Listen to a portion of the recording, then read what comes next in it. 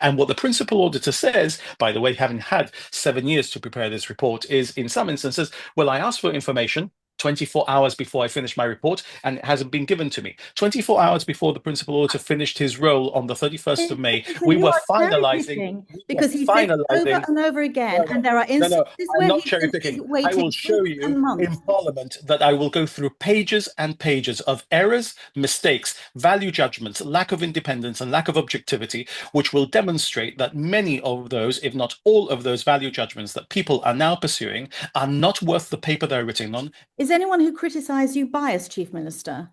No, some people have their views, and of course it's fair to do that. And if an individual who is appointed as principal auditor and has obligations as to independence and objectivity criticize me, I have to look at whether that criticism is proper or not proper.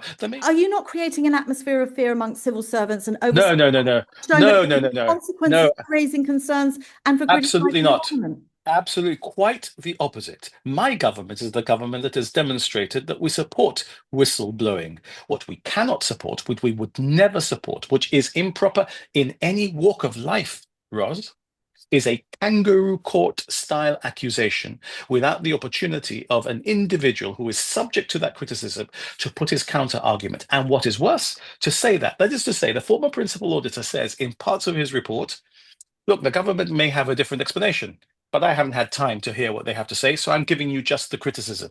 That is not something that civil servants should be worried about. The government welcomes that civil servants should speak out. I'm probably the chief minister who has most encouraged civil servants to speak up and to speak out. So I think the criticism implicit in your question is not just unfair, it's borne out not to be true, but by my behavior in my role as chief minister.